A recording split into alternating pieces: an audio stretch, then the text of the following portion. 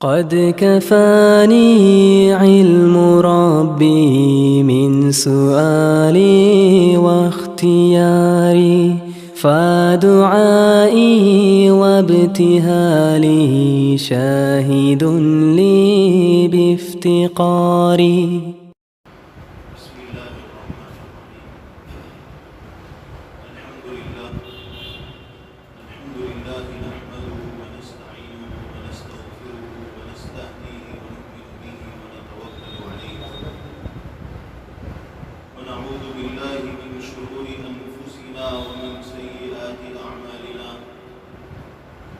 من يهده الله فلا مضل له ومن يضلل فلا هادي له ونشهد أن لا إله إلا الله وحده لا شريك له ونشهد أن سيدنا وشفيعنا وسندنا ومولانا محمدا عبده ورسوله.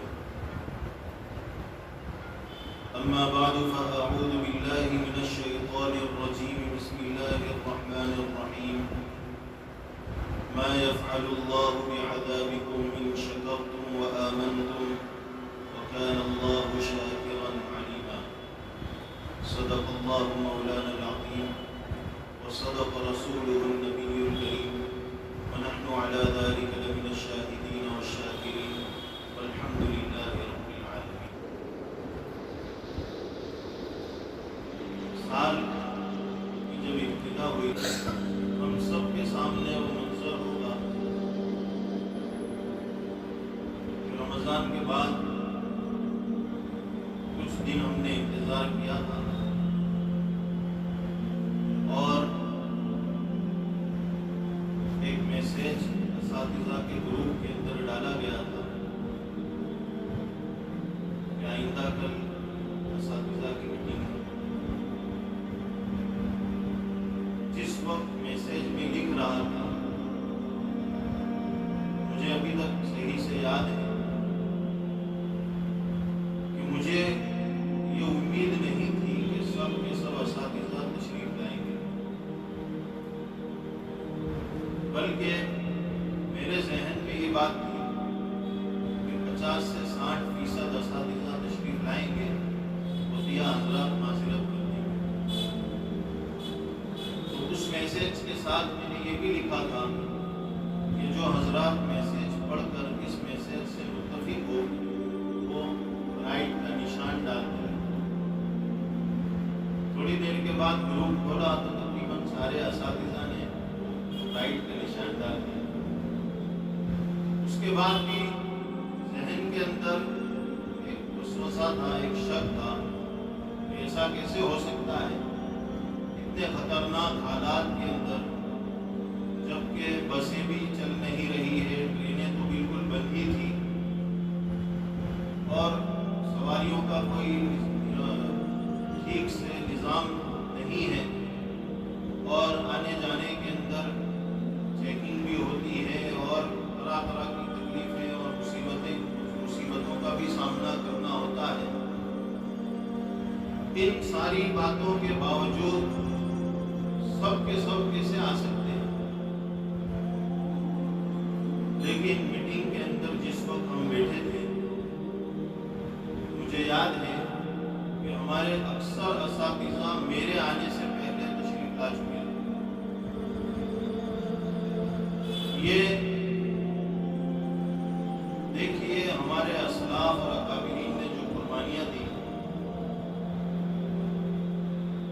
اس ملک کے اندر بھی اور دنیا بھر کے اندر. آپ تاریخ اسلام سے واقف ہی ہیں کہ ہمارے اکابرین نے علم کو پھیلانے کے لیے اور علم کو پہنچانے کے لیے اگلی نسل کو علم منتقل کرنے کے لیے ایسی قربانیاں دی ہیں کہ ایک شیخ جو اپنے وقت کا بہت بڑا عالم ہے، قرآن اور حدیث کا حافظ ہے اور اپنے وقت کا بہت بڑا علامہ ہے، جب قرآن کریم کی تعلیم کے اوپر پابندی لگتی ہے اور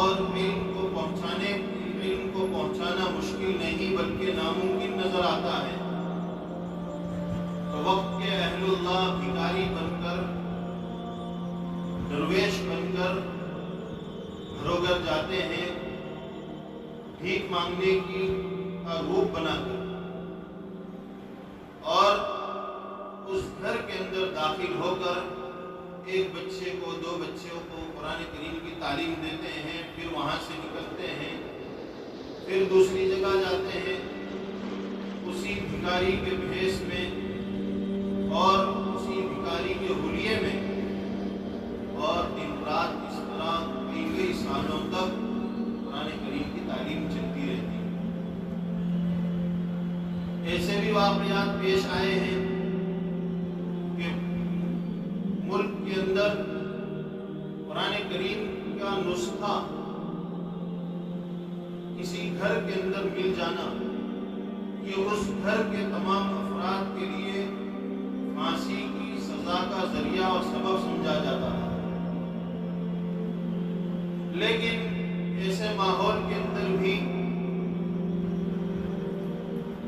اور قید و بند کے اندر رہ کر بھی ہمارے اکابرین نے قرآن کریم کی تعلیم کو کبھی نہیں چھوڑا ہے۔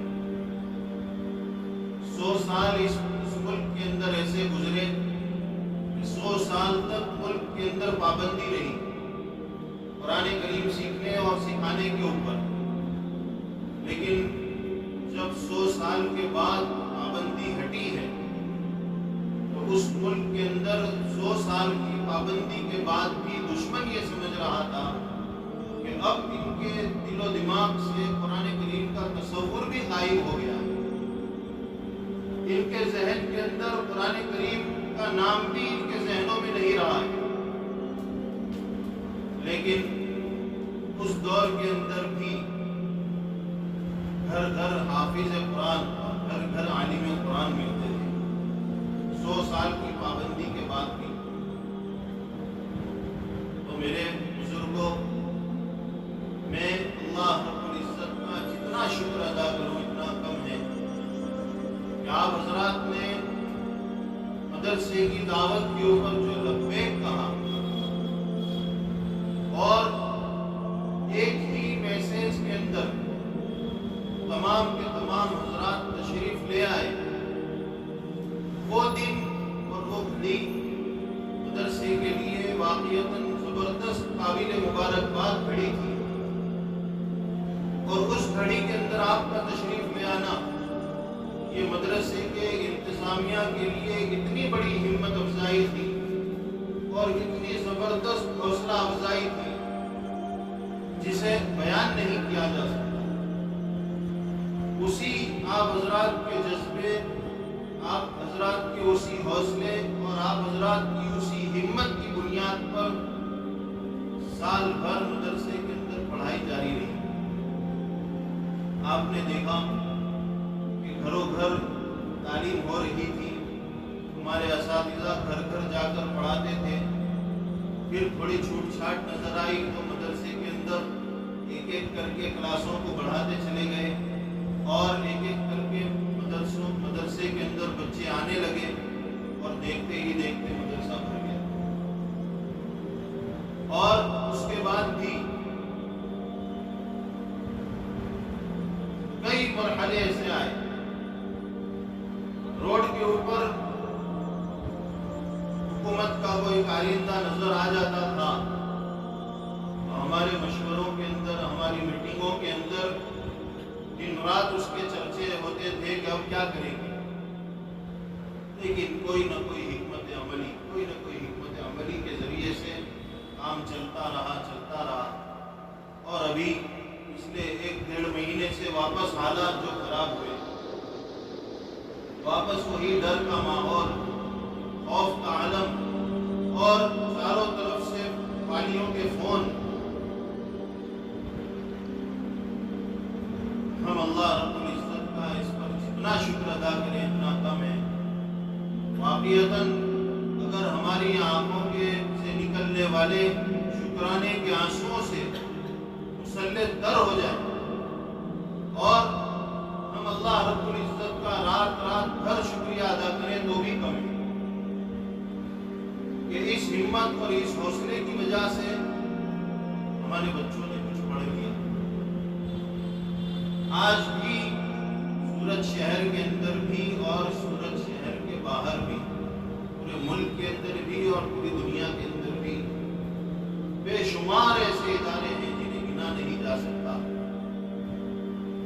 गिनती से ज्यादा इदारे ऐसे हैं जो गुज़िश्ता साल 16-17 मार्च को जो लॉकडाउन हुआ था और स्कूलों और मदरसों को बंद करने का जो ऐलान हुआ था, उसके बाद से आज तक कोई इदारे शुरू नहीं।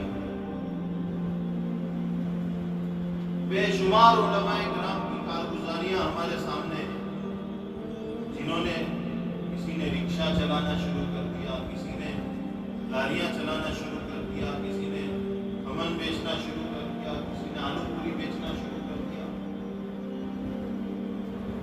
अभी गुज़िश्ता कल एक वाक़या व्हाट्सएप के ऊपर मैंने पढ़ा, एक शख्स चप्पल की दुकान के अंदर जाता है, देखता है कि सेल्समैन जो है वो बाशरा है, मुतशर्रे है, दाढ़ी जिसके सर चेहरे के ऊपर सज रही है, टोपी पहनी हुई है और कुर्ता पायजामा पहना हुआ है, बड़ा संजीदा आदमी है।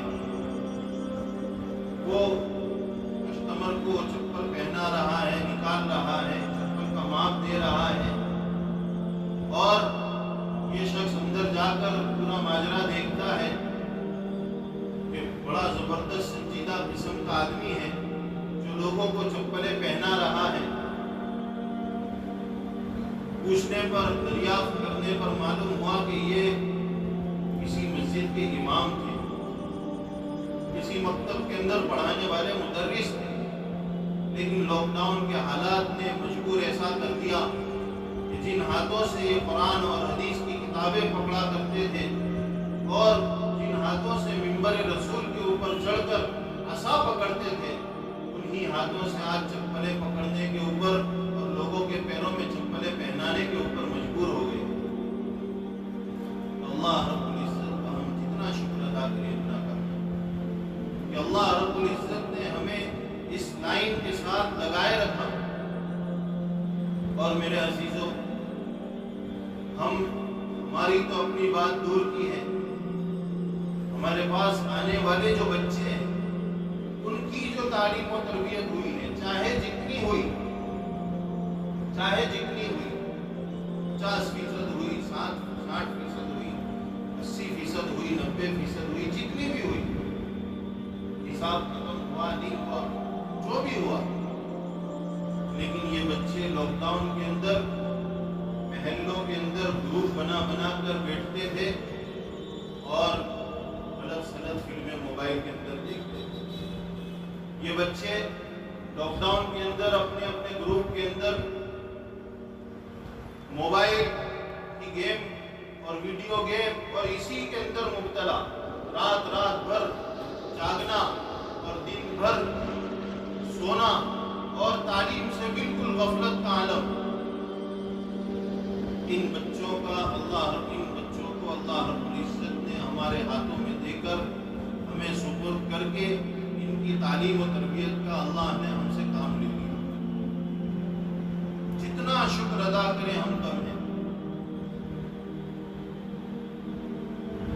अलीगढ़ के बुजुर्ग हैं, अल्लाह रब्बुल इज्जत ने शिफाए कामिला आजिला मुस्तमिर्रा अता फरमाए, खूब तंदुरुस्ती अता फरमाए, हिम्मत और ताकत अता फरमाए।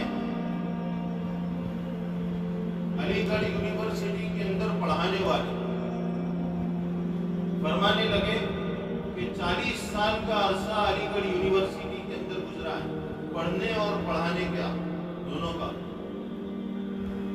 पढ़ने और पढ़ाने के जमाने को मिलाकर 40 साल का अरसा अलीगढ़ यूनिवर्सिटी के अंदर गुजरा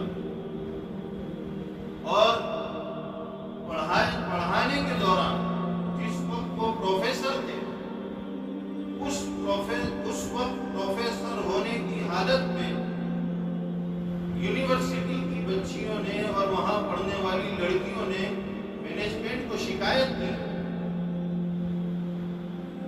कि हमारे उस्ताद, हमारे प्रोफेसर हमारी तरफ देखते नहीं, सबक के दौरान सिर्फ लड़कों की तरफ देखते हैं। اور مینجمنٹ نے جب انہیں بلایا ہے آفس کے اندر اور بچیوں کی یہ شکایت ان کے سامنے رکھی،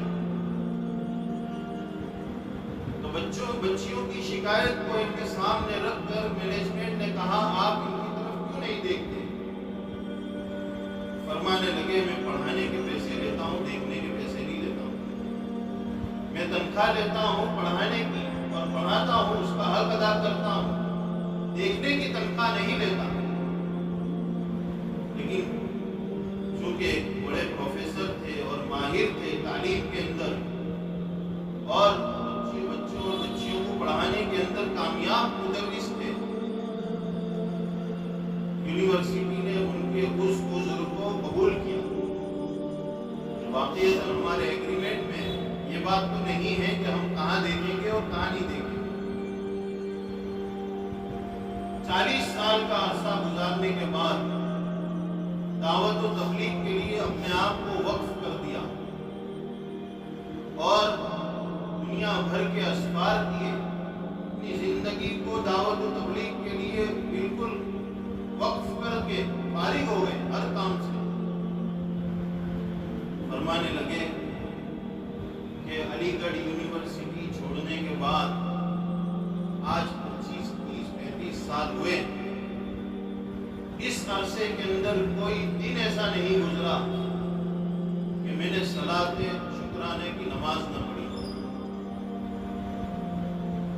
اس بات کا شکرانہ، اس بات پر اللہ رب العزت کا شکر ادا کرنا کہ اللہ رب العزت نے یونیورسٹی سے نکال کر مجھے مسجد والے ماحول کے اندر ڈال دیا، یونیورسٹی سے نکال کر مجھے اللہ رب العزت نے دین کی محنت کے اندر لگا دیا۔ اس بات پر 25-30 سال سے کوئی دن ایسا نہیں گزرا کہ میں نے شکرانے کی نماز نہ پڑھی، اور ایک دن ایسا نہیں گزرا جس میں میں نے شکرانے کی نماز کا ناگا کیا۔ کہتے ہیں کہ نعمت کا استحضار اور قدر جو ہے وہ اندھے کو ہوتی ہے، آنکھ کی قدر اسے ہوتی ہے جو اندھا ہوتا ہے، تندرستی کی قدر اسے ہوتی ہے جو بیمار ہوتا ہے، چلنے پھرنے کی قدر اسے ہوتی ہے جو اپاہج ہوتا ہے، مال کی قدر اسے ہوتی ہے جس سے مال چھین لیا جاتا ہے۔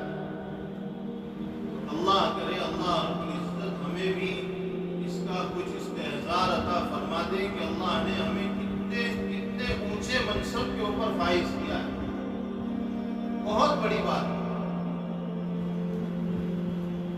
اللہ رب العزت فرماتے ہیں ما یفعل اللہ بعذابکم ان شکرتم وآمنتم وکان اللہ شاکرا علیما، کہ اللہ رب العزت تمہیں عذاب میں مبتلا کر کے کیا کرے گا، کیا فائدہ ہوگا اللہ تمہیں عذاب میں مبتلا کر اگر تم شکر گزاری اور ایمان والی زندگی گزارتے ہو۔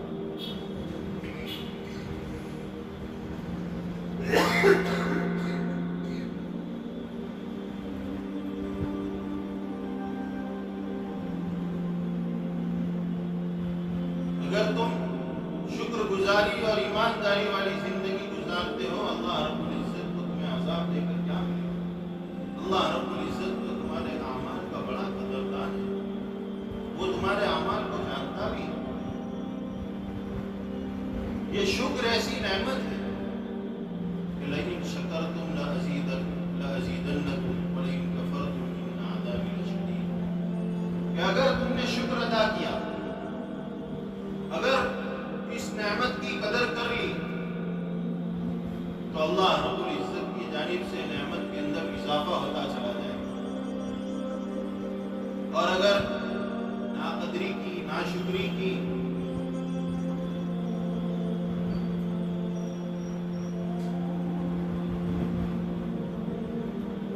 نعمت کو نعمت نہیں جانا،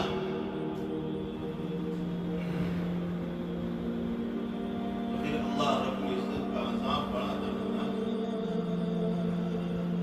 اور ہم سب جانتے ہیں شکر کے کئی اعضاء ہیں، کئی پارٹ ہیں۔ ایک تو ہے شکر باللسان، زبان سے تو ہم بول دیتے ہیں اور بہت آسان ہے بول دینا کہ الحمدللہ اللہ نے ہمیں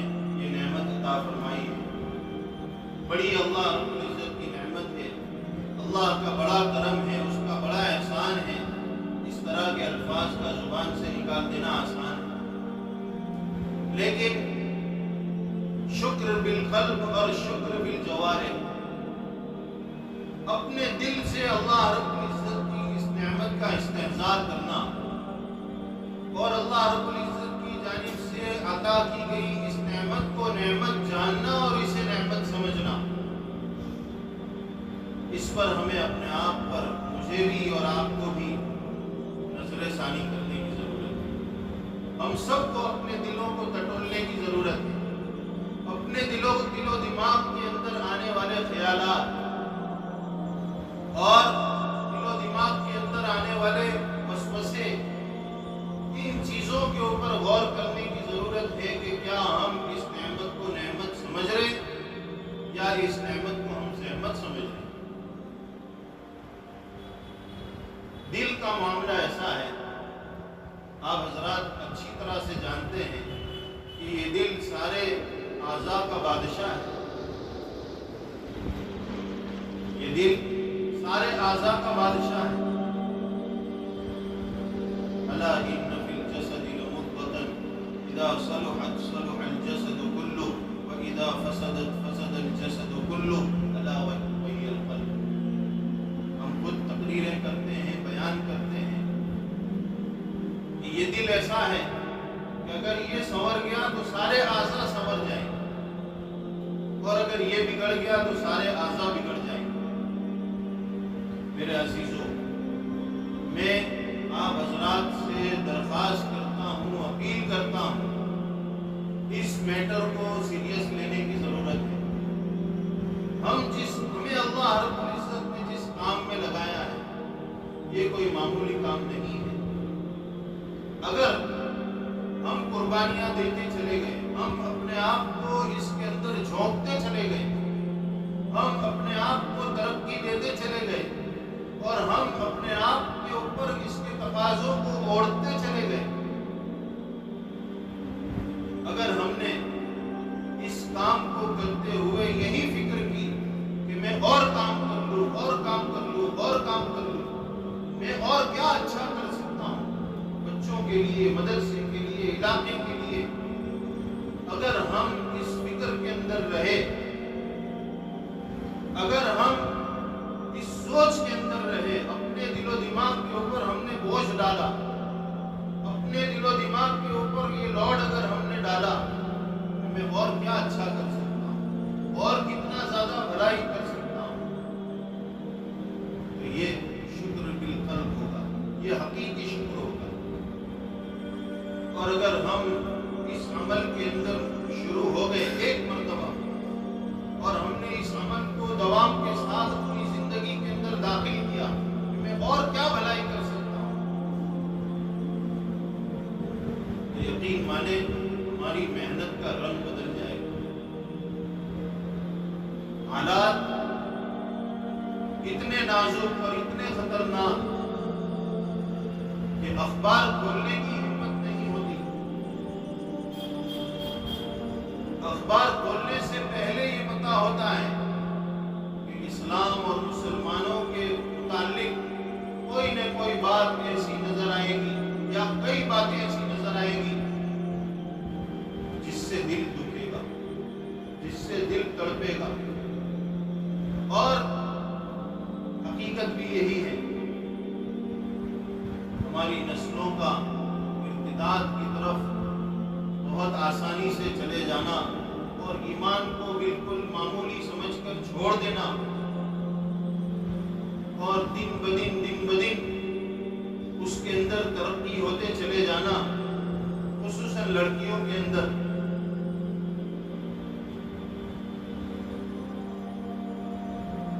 اور یہاں سے لے کر دنیا کے بڑے سے بڑے جو حالات ہیں، اس وقت بیماری کا جو مسئلہ ہے، کورونا کا جو مسئلہ ہے، یہ بھی علم سے جڑا ہوا مسئلہ ہے۔ ایسا کیوں نہیں ہوا کہ WHO پوری دنیا کی ایک تنظیم جس کے اوپر پوری دنیا جس کی گائیڈ لائن کے اوپر عمل کرتی ہے، اور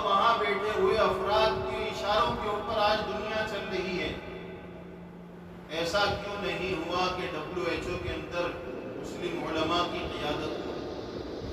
ایسا کیوں نہیں ہوا کہ ایماندار، بااخلاق، متشرع، دیندار لوگوں کی ایک جماعت وہاں بیٹھی ہوئی ہو اور پوری دنیا کو تکلیف سے نکالنے کے اوپر مدد کر رہی ہو؟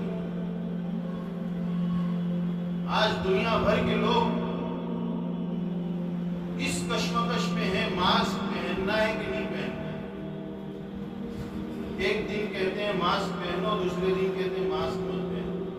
ایک دن کہتے ہیں لاک ڈاؤن کرو، دوسرے دن کہتے ہیں لاک ڈاؤن مت کرو۔ ایک دن کہتے ہیں سوشل ڈسٹنس کرو، دوسرے دن کہتے ہیں سوشل ڈسٹنس مت کرو۔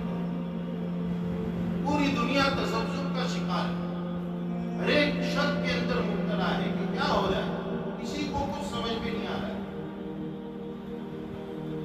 ایسا کیوں نہیں ہوا کہ WHO کے اندر علماء کی قیادت کے اندر اور ان کے اشاروں کے اوپر اور ان کی تعلیم، دینی اور علمی زندگی کے اوپر فیصلے ہو رہے ہیں؟ ایسا کیوں نہیں ہوا؟ یقیناً یہ ہماری تعلیمی اداروں کی کمزوری کے سبب ہوا ہے۔ ہم اپنے اندر محدود رہ گئے، ہم اپنے گروپ کے اندر محدود رہ گئے، باہر نکلتے ہی ہمیں کوئی پہچاننے والا نہیں ہے۔ چھوٹے سے چھوٹا مسئلہ ہو یا بڑے سے بڑا مسئلہ ہو، یقین مانیے تعلیم کے ساتھ ہر مسئلہ جڑا ہوا ہے۔ اور مسلمانوں کی اس وقت جو زوال کی کیفیت ہے، اس وقت جو جس زوال کا مسلمان شکار ہے، اس کا صرف اور صرف ایک ہی حل ہے، وہ ہے تعلیم۔ اور کوئی مسئلہ اس کو جو ہے سلجھا نہیں سکتا۔ اصلاح معاشرے کی فکریں کم ہو رہی ہیں، اصلاح معاشرہ کے عنوانات پر بیانات کم ہو رہے ہیں۔ دین کی کون سی ایسی محنت ہے؟ کتابیں کم لکھی جا رہی ہیں، قرآن کریم کم چھپ رہے ہیں، تفسیر کی کتابیں کم شائع ہو رہی ہیں۔ کون سا ایسا شعبہ ہے جس کے اندر کمزوری ہے؟ ہر شعبہ اپنی آب و تاب کے ساتھ آگے بڑھتا جا رہا ہے۔ اداروں کے اندر بڑی بڑی بلڈنگیں آباد ہو رہی ہیں، سب کچھ ہو رہا ہے، لیکن تعلیم کا رخ جب تک صحیح نہیں ہوگا اور جب تک ہم یہ نہیں سمجھ پائیں گے کہ تعلیم کا مقصد کیا ہے، اس وقت تک امت اس زوال سے نہیں نکل سکتی۔ اور میں یقین کے ساتھ کہہ سکتا ہوں، اللہ رب العزت سے امید لگا کر کہ آئندہ صدی کا جو مجدد ہوگا وہ ہوگا جس نے تعلیم کے صحیح رخ کے اوپر محنت کی ہوگی۔ اللہ کی ذات سے مجھے بہت امید ہے کہ آئندہ صدی کا جو مجدد ہوگا وہ ہوگا جس نے تعلیم کے صحیح رخ کے اوپر محنت کی ہوگی۔ اور اللہ رب العزت نے ہمیں اسی شعبے کے ساتھ جڑا ہے۔ ہم ہمتی میں مبتلا نہ ہو کہ ہم کو نورانی قاعدہ پڑھا رہے ہیں، ہم کو قرآن پڑھا رہے ہیں اور بچے صرف قرآن کی روانی سیکھ کر چلے جاتے ہیں۔ اس وقت ہمارا مقصد یہ ہے اور ہم آپ کو دعوت دیتے ہیں کہ آپ ہمارے اس مقصد کے ساتھ جڑ جائیے۔ یہاں آنے والا بچہ، اس مدرسے کے اندر آنے والا بچہ، اس کی زندگی کا کوئی بھی مسئلہ ہو، آگے چل کر 15 20 25 سال کی عمر سے اس کی زندگی جب شروع ہوگی، مارکیٹ کے اندر جائے گا، شادی کرے گا، گھریلو زندگی گزارے گا، معاشرت اور اخلاقی پہلو اس کے سامنے آئیں گے، معاملات کے پہلو آئیں گے، جو لوگوں کے ساتھ ڈیل کرے گا، سودے بازی کرے گا، اس کی پوری زندگی کا جو بھی رخ ہے وہ یہاں سے طے ہونا چاہیے۔ اسی ادارے سے اس کی زندگی کا رخ طے ہونا چاہیے کہ یہ معاملات میں بھی صحیح چلے گا، معاشرت میں بھی صحیح چلے گا، اخلاق بھی اس میں بھی صحیح چلے گا اور زندگی کو ایسی گزارے گا جیسی اللہ کو پسند ہے۔ دین کے تو کتنے شعبے ہیں، ہر قدم کے اوپر دین کی رہنمائی ضروری ہے۔ ہم اگر دین کے سارے شعبوں کو چھوڑ کر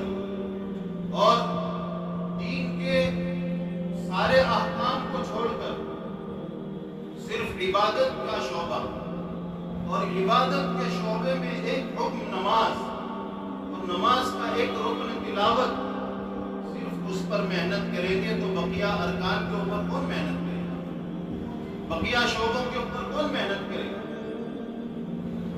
آج جو مسلم نوجوان کشمکش کا شکار ہے، بے راہ روی کا شکار ہے، میں یقین کے ساتھ کہہ سکتا ہوں کہ اگر ہم نے مکتب کے نظام کو ایسا بنا لیا کہ آنے والے بچے کی پوری زندگی کے سارے مسائل کا سولوشن اگر ہم اسے دے دیتے ہیں اس کی تعلیم کی مدت کے اندر، تو امت کی بے راہ روی اس ادارے سے ختم ہو سکتی ہے۔ اور ہم آپ کا اس معاملے کے اندر سپورٹ چاہتے ہیں۔ ڈسپلن ڈپارٹمنٹ شروع کیا گیا اور ڈسپلن ڈپارٹمنٹ نے محنت کی۔ معاف کرنا بات تھوڑی کڑوی ہے، لیکن میں کہہ دیتا ہوں چونکہ سب اپنے ہی ہے۔ ڈسپلن ڈپارٹمنٹ کی جانب سے یہ شکایت ہے کہ ہمیں اساتذہ کی جانب سے سپورٹ نہیں ملتا۔ اساتذہ صرف پڑھانے کو اپنا کام سمجھتے ہیں، تربیت کو اپنا کام نہیں سمجھتے۔ کئی مرتبہ یہ شکایت سامنے آئی۔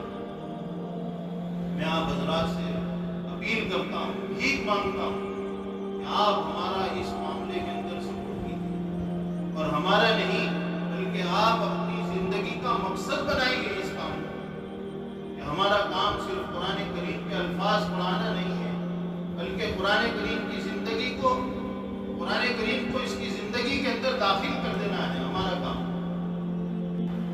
اللہ کی جانب سے نوازا اتنا ہی جاتا ہے جتنا بندہ اپنے اوپر بوجھ ڈالتا ہے۔ میرے عزیزوں، میں آپ حضرات سے درخواست کرتا ہوں، اپیل کرتا ہوں، اپنے آپ کو ملازم نہ سمجھیں۔ آپ حضرات کوئی نوکر نہیں ہو۔ مجھے کسی مدرس کے لیے تقرر کے لیے فون آتا ہے، اور مدرس کے تقرر کے لیے جب فون آتا ہے اور سامنے سے یہ کہتا ہے کہ نوکری کے تلاش میں فون کیا ہے، میں فوراً کہہ دیتا ہوں بھائی ہم کو نوکروں کی ضرورت نہیں ہے۔ فوراً کچھ نہیں پوچھتا کہ آپ کی فراغت کہاں سے ہے، آپ کتنا پڑھے ہوئے ہو، آپ نے کیا حاصل کیا، کچھ نہیں پوچھتا۔ اس لفظ کو سن کر میں اتنا چڑھتا ہوں، اتنی نفرت کرتا ہوں کہ فوراً فون رکھ دیتا ہوں، بھائی ہمارے یہاں نوکروں کی کوئی ضرورت نہیں۔ نہ ہم یہ چاہتے ہیں کہ آپ ہمارے نوکر بن کر رہو، بس ہماری آپ سے یہی درخواست ہے، یہی اپیل ہے کہ ہم اپنی زندگی کا یہ مقصد بنائیں۔ وہ اشعار جو ہم پڑھتے ہیں، میری زندگی کا مقصد میرے دین کی سرفرازی، میں اسی لیے حاجی اور میں اسی لیے، اشعار سے اتنی مناسبت نہیں ہے مجھے، اور یاد بھی نہیں رہتے، لیکن ہم بولتے کیا ہیں؟ میری زندگی کا مقصد میرے دین کی سرفرازی، میں اسی لیے حاجی، میں اسی لیے نماز۔ ایک طرف الفاظ پر غور کیجیے، دوسری طرف زندگی پر غور کریں، ہماری سوچ کے اوپر ہم غور کریں۔ اگر ہماری سوچ یہ بن گئی کہ ہمیں اس بچے کی زندگی کے ہر پہلو کا حل یہاں نکالنا ہے، اور یہاں سے بچہ زندگی کے ہر پہلو کو سیکھ کر جائے گا، اللہ کی طرف سے وہ ملے گا، اللہ کی طرف سے وہ ملے گا جس کا ہم نے کبھی تصور بھی نہیں کیا۔ اعددت لعبادی الصالحین ما لا عین رأت ولا اذن سمعت ولا خطر علی قلب بشر۔ میں نے اپنے نیک بندوں کے لیے وہ تیار کر رکھا ہے جسے نہ کبھی آنکھ نے دیکھا ہے، نہ کبھی کسی کان نے سنا ہے، اور نہ کبھی کسی کے دل و دماغ پر اس کا وہم گزرا ہے۔ محنت کرنے کی زندگی کتنی بچی ہے؟ 25 30 35 سال تک تو تقریباً سبھی پہنچ گئے ہیں۔ ایک ہمارے سلیم سر ہیں جو 40 پلس میں ابھی چل رہے ہیں، باقی تو کوئی نہیں، 25 سے 35 کے بیچ میں سب چل رہے ہیں۔ اب کیا بچا ہے؟ کل رات کو تو ہمارے ساتھ باتیں کر رہے تھے، صبح صبح چلے گئے۔ ابھی تو ان کا آکسیجن لیول بہت اچھا تھا، رات کو تو 94 بتا رہا تھا، پھر 93 ہوا تھوڑی دیر کے لیے، پھر واپس 95 ہو گیا۔ صبح دیکھا تو بے بھان پڑے ہوئے تھے، ڈاکٹر کو بلا کر پوچھا تو کہا 3 گھنٹے پہلے ان کا انتقال ہو گیا۔ یہ سب خبریں تو ہم سنتے ہیں، ہمارا اپنی زندگی کا کیا بھروسہ ہے؟ ہو سکتا ہے یہ ملاقات ہم میں سے کسی کی آخری ملاقات بھی ہو، تو ہم اپنے دل کے اوپر اس بات کو لیں، ہم اپنے آپ کے اوپر بوجھ ڈالیں۔ میرے عزیزوں، بہت غور کرنے کی بات ہے۔ میں آپ حضرات کو ایک ہوم ورک دینا چاہتا ہوں، اس کو میں آپ حضرات کو ایک ہوم ورک دینا چاہتا ہوں، اور میں نے یہ ہوم ورک پچھلے دنوں اساتذہ کو دیا بھی تھا۔ ہمارے 5-7 اساتذہ یہاں روزانہ عشاء کی نماز کے بعد 1 گھنٹہ بیٹھتے تھے اور محنت کرتے تھے کہ بچوں کو کیا دینا ہے۔ میں دیکھتا رہا اور اللہ کے فضل سے انہوں نے بہت ہی پابندی کے ساتھ عمل کیا اور زبردست محنت کی، قربانی کے ساتھ ایک اچھا خاصا نصاب تیار کیا۔ لیکن وہ نصاب جو تیار ہوا ہے، اس نصاب کے اندر ایک روح ڈالنی ہے، ایک روح پھونکنی ہے، اور اس نصاب کی روح یہ ہے کہ بچے کی زندگی کا ہر مسئلہ کیسے حل ہو سکتا ہے۔ میں نے اسے غور سے دیکھا تو نہیں ہے جو 7 سال کا نصاب بنا ہے، لیکن میں بنانے والوں سے بھی پوچھتا ہوں اور دوسرے تمام اساتذہ سے بھی پوچھتا ہوں۔ آپ حضرات اس نصاب کے اوپر غور کیجیے۔ اگر آپ کو ایسا لگتا ہے کہ بچے کی پوری زندگی سنوارنے کے لیے یہ نصاب کافی ہے، تو اب تو ہم اس نصاب کو فائنل آج ہی کر دیتے ہیں۔ اور اگر بچے کی زندگی کا ہر رخ اس میں نہیں آتا، تو ہم آپ کو اس وقت یہ ہوم ورک دیتے ہیں کہ 1.5 مہینے کی جو چھٹی ہے، آج سے لے کر 22 مئی تک، بچوں کی چھٹی 27 مئی تک 26 مئی تک ہے، اساتذہ کا نظام ہم نے 22 مئی تک رکھا ہے۔ سنیچر کو شام کو اپنے اپنے گاؤں سے آ جانا ہے، رات تک یا آدھی رات کو یا آخر میں اتوار کے دن صبح تک۔ اتوار کے دن صبح 23 مئی، 24 مئی اور 25 مئی ہم کسی تعلیمی مشورے کے اندر بیٹھیں گے 3 دن تک، اتوار، پیر اور منگل، اور پھر بدھ کے دن واپس 1 دن کی چھٹی رہے گی 26 تاریخ کو، اور 27 تاریخ سے سارے بچے بھی انشاءاللہ آ جائیں گے۔ میں آپ حضرات کو اس آج سے لے کر 22 مئی تک جو آپ کے پاس وقت ہے، ہمارا کام اسکول کا کام نہیں ہے کہ ویکیشن ہو گیا، چھٹی ہو گئی۔ ہم اللہ کے دین کے لیے کام کرنے والے لوگ ہیں۔ ہم حضور اکرم صلی اللہ علیہ وسلم کے دین کو آگے بڑھانے کے لیے یہاں آئے ہیں۔ حضور اکرم صلی اللہ علیہ وسلم کی زندگی کے اندر کوئی ویکیشن نہیں تھا، کوئی چھٹی نہیں تھی۔ مدرسہ صفا کے اندر کبھی چھٹی ہوئی ہو، ویکیشن ہوا ہو، ایسا کوئی نظام ہم نے کتابوں کے اندر نہیں پڑھا۔ تو ہماری چھٹی اسکول کی چھٹی نہیں ہے، ہماری چھٹی دنیا داروں کی چھٹی نہیں ہے۔ ہماری چھٹی یہ ہے کہ ہم اس چھٹی کے اندر، اس ویکیشن کے اندر اپنے آپ کو اگلے سال کے لیے تیار کر کے لائیں۔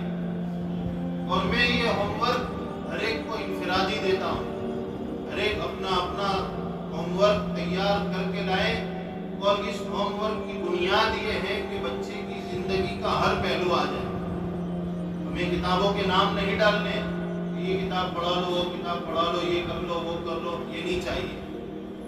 آج تک مکاتب کے اندر یہی ہوا ہے کہ ادھر سے کوئی کتاب لے لی، ادھر سے کوئی کتاب لے لی، کسی کی عقیدت میں کوئی کتاب لے لی، یہ کوئی کتاب چھاپ ڈالی، ہو گیا، اور یہ مواد جمع ہوا ہے، اس کو پڑھانا شروع کر دو۔ اور اس مکتب سے پڑھا ہوا بچہ، اس مکتب سے اور اس مدرسے سے پڑھی ہوئی بچی قرآن کریم تو حاصل کر لیتی ہے، اسے روانی کے ساتھ تجوید کے ساتھ سیکھ بھی لیتی ہے، لیکن جتنی بچیوں کے مرتد ہونے کی روزانہ خبریں آ رہی ہیں، کسی نہ کسی مکتب میں پڑھی ہوئی بچیاں ہیں۔ ہمیں اب اس دوڑ سے آگے نکلنا ہے، اس سائیکل سے ہمیں آگے نکلنا ہے، اس میدان کے باہر آنا ہے، اس حلقے سے آگے نکل کر ہمیں کام کرنا ہے۔ آپ حضرات میرے ان الفاظ کو نوٹ کر لیجئے کہ اس ہوم ورک کا مقصد کتابوں کو جمع کرنا نہیں ہے، بلکہ اس ہوم ورک سے میں یہ چاہتا ہوں کہ آپ حضرات ایسی تیاری کر لائیں کہ بچے کی زندگی کا کوئی پہلو باقی نہ رہے،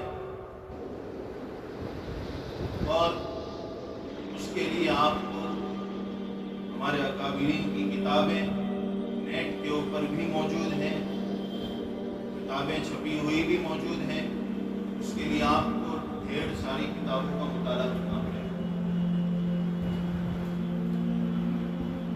اور ڈھیر ساری کتابوں کا مطالعہ کر کے ہمیں یہ طے کرنا پڑے گا کہ ہمارا مقصد کیا ہے۔ مقصد جب سمجھ میں آ جائے گا، پورا نصاب خود بخود سمجھ میں آ جائے گا۔ میں آپ حضرات سے یہ اپیل کرتا ہوں کہ 22 مئی کو جس وقت ہم مدرسے واپس آئیں، اور 23 مئی کو صبح میں جب ہم بیٹھے میٹنگ کے اندر، مشورے کے اندر، اس وقت ہم سب کے پاس ایک مسودہ تیار ہو اور ہم سب انفرادی محنت کر کے اسے لے کر آئیں کہ تعلیم کا نظام اور نصاب کیسا ہونا چاہیے کہ ہمارا بچہ یہاں سے پڑھ کر جائے گا تو کبھی ارتداد کا شکار نہیں ہوگا۔ ارتداد تو دور کی بات ہے، وہ کبھی شراب کو ہاتھ نہیں لگائے گا، وہ کبھی سگریٹ کو ہاتھ نہیں لگائے گا، وہ کبھی جوئے کو دور سے بھی نہیں دیکھے گا، وہ کبھی سود کے اندر مبتلا نہیں ہوگا، وہ کبھی زنا میں مبتلا نہیں ہوگا۔ اس کی ایسی تعلیم و تربیت ہو جائے گی کہ وہ خیر اور شر کے اندر تمیز پیدا کرنے والا بنے گا۔ ایسا نصاب اور ایسا نظام آپ حضرات تیار کرنے کی کوشش کیجیے۔ ہمیں آئندہ سال شروع ہوتے ہی اس میدان کے اندر فوراً کود جانا ہے، آ جانا ہے کہ ہمارے یہاں پڑھنے والے بچے کی تعلیم بھی 1 نمبر ہو، اور ہمارے یہاں پڑھنے والے بچے کے اخلاق بھی 1 نمبر ہو، اس کی معلومات بھی 1 نمبر ہو، اور اس کی زندگی بھی 1 نمبر۔ اور اگر آپ حضرات نے یہ کام کر لیا تو میں نے جیسا کہ شروع میں بھی عرض کیا کہ ہم سابقون الاولون میں شمار ہوں گے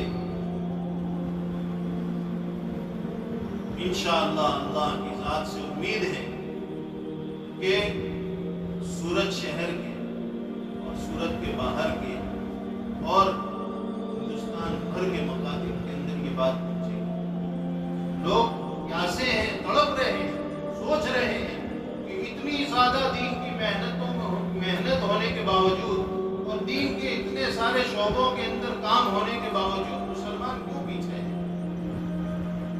لوگ طلب لگا کر بیٹھے ہوئے ہیں، لوگ پیاسے بیٹھے ہوئے ہیں۔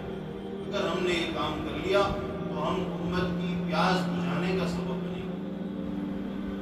مجھے مولانا صادق صاحب نے گزشتہ ٹیلی فون پر یہ بات بتائی کہ سورت کے کئی مکاتب سے مجھے یہ فون آئے، یعنی مولانا صادق صاحب کو، کہ مفتی وسیم کے یہاں مدرسہ امدادیہ کے اندر چھٹیاں کب ہو رہی ہے، شروع کب ہو رہا ہے، مدرسہ امدادیہ کے اندر سالانہ امتحان کب ہو رہے ہیں، جلسہ کب ہو رہا ہے اور کیسے ہو رہا ہے۔ مولانا بتانے لگے کہ آپ کا ادارہ سورت شہر کے اندر ایک مثالی ادارہ اور ایک ایسا ادارہ جس پر لوگوں کو اطمینان ہے، اعتماد ہے، ایسا ادارہ بنتے جا رہا ہے۔